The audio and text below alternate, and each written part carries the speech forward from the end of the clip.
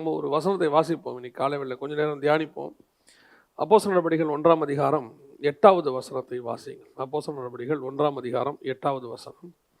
பரிசுத்த ஆவி உங்களிடத்தில் வரும்போது நீங்கள் பெலனடைந்து எருசலேமிலும் யூதேயா முழுவதிலும் சமாரியாவிலும் பூமியின் கடைசி பரியந்தமும் எனக்கு சாட்சிகளாய் இருப்பீர்கள். நாம் கண்களை மூடுவோம். நல்ல தகப்பனே, சர்வ வல்லமை உள்ள எங்கள் ஆண்டவரே, இந்த அருமையான காலை வேளைக்காக, இந்த மாதத்திற்காக உமக்கு ஸ்தோத்திரம். கடந்த 2 மாதமும் கண்ணின் கருவிழியை போல நீர் எங்களை பாதுகாத்திருக்கிறீர் தகப்பனே. ஒவ்வொரு நாளும் உடைய கரங்களில் எங்களை ஏந்தி கொண்டு வந்தீங்கப்பா. தேசத்தில் உலாவி கொண்டிருந்த எத்தனையோ விதமான வியாதிகளுக்கு, விக்னங்களுக்கு, பலகீனங்களுக்கு எங்களை விலக்கி நீர் பத்திரமாய் பாதுகாத்து கொண்டீர் தகப்பனே. இந்த 2 மாதத்தில் எங்களுக்கு முன்பாக இருந்த அநேகர் இன்னைக்கு இல்லை இந்த பூமியில். ஆனாலும் எங்களை ஜீவனோடு கூட வைத்திருக்கிறீர். நீர் எங்களை வைத்திருப்பதற்கு ஒரு முகாந்திரம் உண்டு தகப்பனே. இந்த புதிய மாதத்திலும் கூட தேவனாகிய கர்த்தர் எங்களோடு கூட பேச வேண்டுமாய் நாங்கள் செபிக்கிறோம். நம்முடைய மகிமையுள்ள கரத்தால் எங்களை தாழ்த்துகிறோம். இந்த வசனங்கள் எங்களோடு கூட ஆவியோடும் உண்மையாக இருப்பதாக, நித்திய ஜீவ வசனங்கள் எங்கள் மத்தியில் கடந்து வரும்படி நாங்கள் செபிக்கிறோம். நம்முடைய மகிமையுள்ள கரத்தால் தாழ்த்துகிறோம். நீர் பேசும், நீர் இடைபடும். எங்கள் ஆண்டவர் இயேசுவின் நாமத்தில் பிதாவே, அல்லேலூயா. அப்போஸ்தலர் நடபடிகள் 1ஆம் அதிகாரம் 8வது வசனத்தில் ஆண்டவர் நம்மை குறித்து சொல்லி இருக்கிறதான ஒரு எதிர்பார்ப்பு, அல்லது நம்மை குறித்து ஆண்டவர் சொல்லியிருக்கிறதான ஒரு வேலை, ஒரு தேவை என்ன அப்படின்னு கேட்டால், நீங்கள் பரிசுத்த ஆவி உங்களிடத்தில் வரும்போது நீங்கள் பலனடைந்து 3 இடங்களிலே எனக்கு சாட்சிகளாக இருப்பீர் என்று சொல்லுகிறார். கொஞ்ச நேரம் இந்த வசனத்தை நாம் தியானிக்க போகிறோம். ஆண்டவர் சொல்லும்போது 3 இடங்களிலே சொல்லுகிறார். எருசலேமிலும் யூதேயா முழுவதிலும், 2வது சமாரியாவிலும், 3வது பூமியின் கடைசி பரியந்தமும் அப்படின்னு சொல்லி. இந்த அப்போஸ்தலர் நடபடிகள் புஸ்தகத்தை நீங்கள் வாசித்து பார்த்தீங்கன்னா, ஒவ்வொரு புஸ்தகத்துக்கும் ஒரு விசேஷம் இருக்கும். அதை படிக்கிற விதம் இருக்கும். நம்ம எப்போவுமே அந்த படிக்கிற விதத்தோடு சேர்ந்து படிக்கும்போது நமக்கு கொஞ்சம் பிரயோஜனமாக இருக்கும். அப்போஸ்தலர் நடபடிகள் புஸ்தகம் 28 அதிகாரம். இந்த 28 அதிகாரத்தை நீங்கள் படிக்கிற முறையை கொஞ்சம் தெரிஞ்சுக்கிட்டிங்கன்னா யூஸ்ஃபுல்லாக இருக்கும். எப்படி இருக்கும் அப்படின்னு கேட்டிங்கன்னா, 1 முதல் 7 அதிகாரங்கள் வரைக்கும் ஒரு பார்ட். நான் ஏன்னு உங்களுக்கு சொல்கிறேன். 1 முதல் 7 அதிகாரம் வரைக்கும் ஒரு பகுதி. 2வது 8 முதல் 17ஆம் அதிகாரம் வரைக்கும் ஒரு பகுதி. 3வது 18 முதல் 28ஆம் அதிகாரம் வரைக்கும் ஒரு பகுதி. அப்போஸ்தலர் நடபடிகளை நாம் 3ஆக பிரிக்கலாம். 1 முதல் 7, 8 முதல் 17, 18 முதல் 28, இந்த 3 பகுதியாக பிரிக்கலாம். ஏன் இந்த 3 பகுதியாக நம்ம பிரிக்கிறோம் அப்படின்னு சொல்லி நீங்கள் பார்த்தீங்கன்னு சொன்னால் ரொம்ப விசேஷமாக இருக்கும். 1 முதல் 7 அதிகாரம் வரைக்கும் அவர்கள் எருசலேமிலும் யூதேயாவிலும் சாட்சி கொடுப்பார்கள். அதற்கு பிறகு எருசலேமிலே அவர்களால் சாட்சி கொடுக்க முடியாது. தேவன் அவர்களை சிதறி போக பண்ணுவார். 8 முதல் 17ஆம் அதிகாரம் வரைக்கும் அவர்கள் சமாரியாவில் சாட்சி கொடுப்பார்கள். சமாரியாவில் சாட்சி கொடுக்குற காரியங்கள் எல்லாம் அங்கே இருக்கும். 18ஆம் அதிகாரத்திலிருந்து அவர்கள் புறஜாதியார் இடத்துல போவார்கள். இந்த 3 காரியங்களையும் நீங்கள் பார்த்தீங்கன்னா, இயேசு சொன்ன இந்த ஒரு வசனத்தில் இருக்கிற எல்லாமும் இந்த அப்போஸ்தலர் நடபடிகளுக்குள்ளே கவர் ஆகிடும். அவர்கள் அந்த தேவன் சொன்னதான திட்டத்தை அவர்கள் அங்கேயே நிறைவேற்ற தொடங்கி விடுவார்கள். நம்ம இந்த 3 இடத்துல அவர்கள் எப்படி அவர்களை குறித்து சாட்சி கொடுத்தார்கள், நாம் எப்படி சாட்சியாக இருக்கணும் அப்படிங்கிறத நாம் இன்றைக்கி பார்க்க போகிறோம். நம்முடைய வேலை இன்றைக்கி என்னென்னா, நாம் எப்படி கிறிஸ்துவுக்கென்று சாட்சியாக இருக்க போகிறோம். இன்றைக்கி நமக்கும் இந்த மாதிரி ஒரு 3 இடங்கள் இருக்கிறது. ஒன்று, எருசலேமிலும் யூதேயாவிலும் நம்முடைய ஜனங்கள் மத்தியில், அதாவது தேவனுடைய நகரம், அது தேவனுடைய ஜனங்கள், யூதர்கள் சொந்த ஜனங்கள். அதே மாதிரி நம்ம சொந்த ஜனங்கள் மத்தியில் நாம் எப்படி சாட்சிகளாக இருக்கணும், சபைக்குள்ளே நமக்குள்ளே இருக்கக்கூடியதான ஐக்கியத்துக்குள்ளே நாம் எப்படி சாட்சியாக இருக்கணும். 2வது சமாரியாவிலே. சமாரியா என்பது யூதர்களோடு கூட இணைந்து இருக்கிறவர்கள், அதாவது புறஜாதியாராகவும் இருப்பாங்க, யூதர்களோடு கூட இணைந்தும் இருப்பார்கள், நெய்பர்ஸ் அப்படின்னு அர்த்தம். அவர்களிடத்தில் நாம் எப்படி சாட்சியாக இருக்கணும். கடைசியாய் புறஜாதியார் இடத்துல, அன்னோன் பர்சன்ஸ், மற்றவங்ககிட்ட நாம் எப்படி சாட்சியாக இருக்கணும். இந்த 3 காரியங்களை தான் நாம் இன்றைக்கி பார்க்க போகிறோம். பொதுவாக நாம் சாட்சிகளை குறித்து கவலைப்படுகிறதில்லை. ஏன் கவலைப்படுறதில்லை அப்படின்னு சொன்னால், நம்ம உண்டு, நம்ம வேலை உண்டுன்னு இருக்கிறோம். நம்மளை பற்றி என்ன நினச்சா நமக்கு என்ன அப்படின்னு சொல்லி நம்ம போகிறோம். ஆனால் தேவன் நம்மளைத்தான் சாட்சியாக நிறுத்தி இருக்கிறார். அல்லேலூயா. நாம் தான் அவருக்கு நிருபங்களாக இருக்கிறோம்னு வசனம் சொல்லுது. அப்படின்னா நம்மளுடைய சாட்சி ரொம்ப முக்கியம். நம்மை கொண்டு கர்த்தர் பெரிய காரியங்களை செய்யணும். அப்போ முதலாவதாக எருசலேமிலும் யூதேயாவிலும் நீங்கள் எனக்கு எப்படி இருப்பீர்கள்? சாட்சிகளாக இருப்பீர்கள். எப்படி சாட்சியாக இருப்போம்? கர்த்தருக்கு முன்பாக, கர்த்தருக்காக நாம் எப்படி சாட்சிகளாக இருப்போம்? வாசிங்கள். அப்போஸ்தலர் நடபடிகள் 3ஆம் அதிகாரம் 15வது வசனத்தை வாசிங்கள். அப்போஸ்தலர் 3:15 வாசிங்கள். ஜீவாதிபதியை கொலை செய்தீர்கள், அவரை தேவன் மரித்தோரிலிருந்து எழுப்பினார், அதற்கு நாங்கள் சாட்சிகளாக இருக்கிறோம். அதாவது உயிர்த்தெழுந்த இயேசுவுக்கு யார் சாட்சியாக இருக்கிறது? சீஷர்கள் சாட்சியாக இருக்கிறார்கள். அவர்கள் எருசலேம் முழுவதும் நீங்கள் கவனித்து பார்த்தீங்கன்னு சொன்னால், யூதர்கள் மத்தியிலையும் அந்த சொந்த ஜனங்கள் மத்தியிலையும் அவர்கள் எப்படி சாட்சி கொடுத்தாங்கன்னா, வசனம் திருப்பி திருப்பி சொல்லிக்கிட்டே வரும், இயேசு உயிரோடு கூட எழுந்ததுக்கு நாங்கள் சாட்சிகளாக இருக்கிறோம். அவங்க வேற எந்த சாட்சியும் சொல்ல மாட்டாங்க. நீங்கள் கொலை செய்த இயேசுவை பிதாவாகிய தேவன் உயிரோடு கூட எழுப்பினார், அதற்கு நாங்கள் சாட்சிகளாக இருக்கிறோம். இன்னும் ஒரு வசனத்தை வாசிங்க, 4ஆம் அதிகாரம் 33வது வசனத்தை வாசிங்க. அப்போஸ்தலர் 4:33 வாசிங்கள். கர்த்தராக இயேசுவின் உயிர்த்தெழுதலை குறித்து அப்போஸ்தலர்கள் மிகுந்த பலமாய் சாட்சி கொடுத்தார்கள். அவர்கள் எல்லார் மேலும் பூரண கிருபை உண்டாயிருந்தது. அப்போ சபையினுடைய மிக முக்கியமான விஷயம் என்ன? நீங்கள் நானும் தான் சபை. சபையினுடைய மிக முக்கியமான விஷயம், நீங்கள் எருசலேமிலும் யூதாயாவிலும் சாட்சியாக இருப்பீர்கள் என்றால், எருசலேமில் அவர்கள் எப்படி சாட்சிகளாக இருந்தார்கள்னா, உயிர்த்தெழுந்த இயேசுவுக்கு அவர்கள் சாட்சிகளாக இருந்தார்கள். நல்லா கவனிங்கள், உயிரோடு இருந்த இயேசுவுக்கு நிறைய சாட்சிகள் இருந்தது. உயிரோடு இருந்த இயேசுவுக்கும் உயிர்த்தெழுந்த இயேசுவுக்கும் வித்தியாசம் இருக்கிறது. நிறைய பேருக்கு இந்த வித்தியாசமே தெரியாததுனால தான் இன்னைக்கு நிறைய பிரச்சனை இருக்கு. உயிரோடு இருந்த இயேசு மாம்சத்தில் இருந்தார்.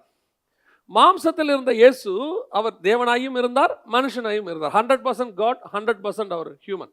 அதில் எந்த மாற்று கருத்தும் இல்லை. ஆனால் உயிரோடு இருந்த இயேசுவை விட உயிர்த்தெழுந்த இயேசுவின் வல்லமை ஜாஸ்தி. அதனால தான் பிலிப்பியருக்கு எழுதும் போது பவுல் எழுதுறாரு, அந்த உயிர்த்தெழுந்த வல்லமையை நான் பெற்றுக்கொள்வதற்காக. வாசிங்கள் 3ஆம் அதிகாரம் 10வது வசனத்தை வாசிங்கள். பிலிப்பியருக்கு எழுதும் 3ஆம் அதிகாரம் 10வது வசனத்தை வாசிங்கள். இப்படி நான் அவரையும் அவருடைய உயிர்த்தெழுதலின் வல்லமையையும் அவருடைய பாடுகளின் ஐக்கியத்தையும் அறிகிறதற்கும் அவருடைய மரணத்திற்கு ஒப்பான மரணத்துக்குள்ளாகி எப்படியாகிலும் நான் மரித்தோரிலிருந்து உயிரோடு எழுந்திருப்பதற்கு தகுதியாகும்படிக்கும் அவருக்காக எல்லாவற்றையும் நஷ்டம் என்று விட்டேன், குப்பையுமாக எண்ணுகிறேன். அப்ப இவரும் அந்த உயிர்த்தெழுதலின் வல்லமையை பெற்றுக்கொள்ள விரும்புகிறார். இயேசு எப்படி மாம்சத்திலிருந்து மரித்து உயிரோடு கூட எழும்பினாரோ, அதே உயிர்த்தெழுதலின் வல்லமையை பெற்றுக்கொள்ளும்படி நான் எல்லாவற்றையும் நஷ்டமும் குப்பையும் என்று விட்டேன். அப்ப அந்த உயிர்த்தெழுதலின் வல்லமைனா என்ன? சபைக்கு இன்னைக்கு உயிரோடு இருக்கிற இயேசு இருக்கிறாரா, உயிர்த்தெழுந்த இயேசு இருக்கிறாரா? இன்னைக்கு நம்ம உயிரோடு இருக்கிற இயேசுவை தான் கான்சென்ட்ரேட் பண்ணிக்கிட்டு இருக்கிறோம். உயிரோடு இருக்கிற இயேசு என்ன? உயிரோடு இருக்கிற இயேசு 5000 பேருக்கு அப்பத்தை விடுவார். 5000 பேரும் வருவாங்க, அப்பம் சாப்பிடுவாங்க, சாப்பிட்ட பிறகு திரும்பி போயிடுவாங்க. ஆனால் உயிர்த்தெழுந்த இயேசு வரும்போது அவன் தைரியமாக எழும்பி பிரசங்கித்தான். 5000 பேர் அன்று சேர்த்து கொள்ளப்பட்டார்கள். உயிரோடு இருந்த இயேசுக்கும் உயிர்த்தெழுந்த இயேசுக்கும் இதான் வித்தியாசம். உங்ககிட்ட உயிரோடு இருக்கிற இயேசு இருந்தார்னா, நான் சொல்றது உயிரோடு இருக்கிற இயேசு நான் குற்றப்படுத்துறேன்னு நினைச்சிடாதீங்க. உயிரோடு இருந்த இயேசுக்கும் உயிர்த்தெழுந்த இயேசுக்கும் டிஃபரன்ஸ் இருக்குது. உயிரோடு இருந்த இயேசுவை தேவைக்காக ஜனங்கள் தேடி வந்தார்கள். ஏதோ ஒரு தேவைக்கு வருவாங்க, அந்த தேவை பெற்றுக்கொள்வாங்க. அதில் ஒரு சிலர் தான் இருப்பாங்க, பெரும்பான்மையானவங்க போயிடுவாங்க. 10 பேர் வருவாங்க, சுகமாவாங்க. ஒருத்தர் இருப்பான், 9 பேர் போயிடுவாங்க. 5000 பேர் வருவாங்க, 5000 பேரும் போயிடுவாங்க. ஒரு சில சீஷர்கள் வருவாங்க, இதில் யார் நிற்க முடியும்னு போயிடுவாங்க. ஆனால் உயிர்த்தெழுந்த இயேசு உன்னிடத்தில் இருக்கும்போது அந்த 5000 பேரும் அப்பத்துக்கு வருகிறவன் அல்ல, இருதயத்தில் குத்தப்பட்டவர்களாகி அவர்களோடு கூட சேர்த்து கொள்ளப்பட்டார்கள். அதுதான் சபைக்குள்ளே கிரியை செய்ய வேண்டிய வல்லமை. சபை இன்னைக்கு உயிரோடு இருக்கிற இயேசுவை பிரசங்கிக்கிறது. சபை இன்னைக்கு ஊழியர்கள் உயிரோடு இருக்கிற இயேசுவை பிரசங்கிக்கிறார்கள். குருடர்கள் பார்வையிடுகிறார்கள், செவிடர்கள் கேட்கிறார்கள், முடவர்கள் நடக்கிறார்கள் அப்படின்னு சொல்லி விளம்பரங்கள் போடப்படுகிறது. இந்த விளம்பரங்களுக்கு ஜனங்களை ஈர்க்க தொடங்குகிறோம். எதையாவது போட்டு நல்லா கவனிச்சு பாருங்க, அப்போஸ்தலர்கள் விளம்பரங்களை போடவில்லை. அப்போஸ்தலர் குறித்த வசனம் சொல்லுகிறது, கர்த்தர் அற்புதங்களினாலும் அடையாளங்களினாலும் கர்த்தருடைய வசனத்தை உறுதிப்படுத்தினார். அப்ப அற்புத அடையாளம் எதுக்காக? வசனத்தை உறுதிப்படுத்துவதற்காக. இயேசு கிறிஸ்து இருக்கும்போது ஜனங்க வசனத்துக்கு தேடி வந்தாலும் அற்புத அடையாளங்களுக்கு ரொம்ப இம்பார்ட்டன்ஸ் கொடுத்தாங்க. அவர்களுக்கு பெற்றுக்கொண்டாங்க, திரும்பி போயிட்டாங்க. இயேசுவோடு கூட நடக்க முடியல, ஒரு சிலரை தவிர. ஆனால் உயிர்த்தெழுந்த வல்லமை வந்தபோது, பேதுரு பிரசங்கம் பண்ணி முடிக்கும் போது அங்கே அற்புதங்களும் இல்லை, அடையாளங்களும் இல்லை. ஆனால் திரளான கூட்ட ஜனங்கள் அவனோடு கூட சேர்த்துக் கொள்ளப்பட்டார்கள். இதுதான் உயிர்த்தெழுதலின் வல்லமை. ஜனங்கள் தேவைக்காக தேவனிடத்தில் வரமாட்டார்கள். ஜனங்கள் தேவைக்காக சபையினிடத்தில் வரமாட்டார்கள். ஜனங்கள் தேவனை தேடி சபைக்கு வருவார்கள். தேவனிடத்திலிருந்து அல்ல, தேவனையே தேடி வருவார்கள். இன்னைக்கு சபை எப்படி ஆயிடுச்சு? ஆசீர்வாதத்தின் ஸ்தலமா மாறி இருக்கு. அது சரின்னு பிரசங்கம் பண்றவங்களும் இருக்கிறாங்க. சபை இன்னைக்கு உயிரோடு இருக்கிற இயேசுவை தான் பிரசங்கம் பண்ணிட்டு இருக்கு. வாங்க இயேசு அதை கொடுப்பார், வாங்க இயேசு இதை கொடுப்பார். ஆனால் பைபிள் சொல்லுது, பவுல் இயேசுவை தேடி வந்தபோது அவன் மரிப்பதற்கென்று அவன் படப்போகிற பாடுகளை குறித்தும் அவன் இன்ன விதமாய் மரணம் அடைய வேண்டும் என்பதை குறித்தும் கர்த்தர் அவனை அழைத்தாராம். கூப்பிடும் போதே சாகிறதுக்கு தான் ஏன் கூப்பிடுறாரு? அதுதான் நீங்களும் நானும் சொல்ல வேண்டிய சாட்சி. உங்களை என்னை கர்த்தர் உயிர்த்தெழுதல் வல்லமையோடு வச்சிருக்கிறார். நாம இன்னைக்கு ஜனங்களுக்கு எப்படி காட்ட விரும்புகிறோம் பாருங்க. கிறிஸ்தவங்க எவ்வளோ ஆசீர்வாதமாக இருக்கிறாங்க, அவங்க அந்த காரில் போகிறாங்க, இவ்வளோ பெரிய வீடு கட்டிட்டாங்க, வந்தால் உங்களுக்கும் இயேசு இப்படி தருவார். இந்த சாட்சி உயிர்த்தெழுந்த வல்லமையின் சாட்சி அல்ல, இது மாம்சத்தின் சாட்சி. இயேசுகிட்ட வந்தால் அப்பம் கிடைக்கும், இயேசுகிட்ட வந்தால் சுகம் கிடைக்கும். இது உயிரோடு இருந்த இயேசு. ஆனால் உயிர்த்தெழுந்த இயேசுகிட்ட ஏன் வந்தாங்க தெரியுமா? அப்போஸ்தலர் ஜனங்க ஏன் வந்தாங்க தெரியுமா? அவரிடத்துல வல்லமை இருக்கிறது. அந்த வல்லமை அவருடைய ஆவி, ஆத்மா, சரீரத்தை மாற்றி அவர்களை மரிப்பதற்கு ஆயத்தம் பண்ணுச்சு. ஒரு வாலிபன் ஆசீர்வாதத்தோடு கூட இருக்கிறான். அந்த வாலிபன் வரும்போது அவனிடத்துல கர்த்தர் சொல்லுகிறார், நீ நித்திய ஜீவனை சுதந்திரிக்கணும்னா மரிக்க வேண்டி இருக்கிறது, சிலுவை எடுத்துக்கிட்டு வா. வசனம் சொல்லுது, அவன் மிகுந்த ஆசி உள்ளவனாக இருந்தபடியினாலே திரும்பி போய்விட்டான். இயேசு சொல்றாரு, பரலோக ராஜ்யத்தில் ஐஸ்வர்யவான் பிரவேசிப்பது எத்தனை அரிது அப்படின்னு சொல்றாரு. ஆனா இயேசு மரித்து உயிர்த்தெழுந்த பிறகு அத்தனை பேரும் கொண்டு வந்து வித்து அப்போஸ்தலர் பாதத்திலே வைத்தார்கள். யாரும் கேட்கல, தானா நடக்குது. இதுதான் உயிர்த்தெழுந்த வல்லமை. இயேசு உயிரோடு இருக்கும்போது உலகத்தை வெறுடான்னு சொல்லும் போது முடியல ஒருத்தனால. ஆனா இயேசுவின் உயிர்த்தெழுந்த வல்லமை வரும்போது சொல்ல வேண்டியதே இல்லை, அவனே நஷ்டமும் குப்பையும் என்று எல்லாவற்றையும் விட்டான். ஏன்? யாரும் போதிக்கல. உலகத்தை வெறுக்கிறது தானா வரும், உயிர்த்தெழுதல் வல்லமை உனக்குள்ள இருந்தால்.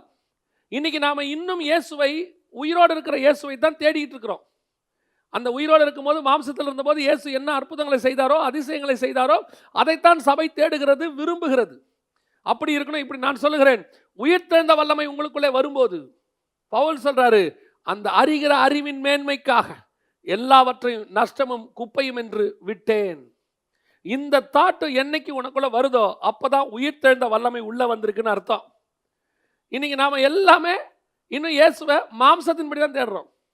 புறஜாதியார் தங்கள் தேவனை எப்படி தேடுகிறார்களோ அப்படித்தான் நீங்களும் தேவனை தேடுகிறீர்கள்.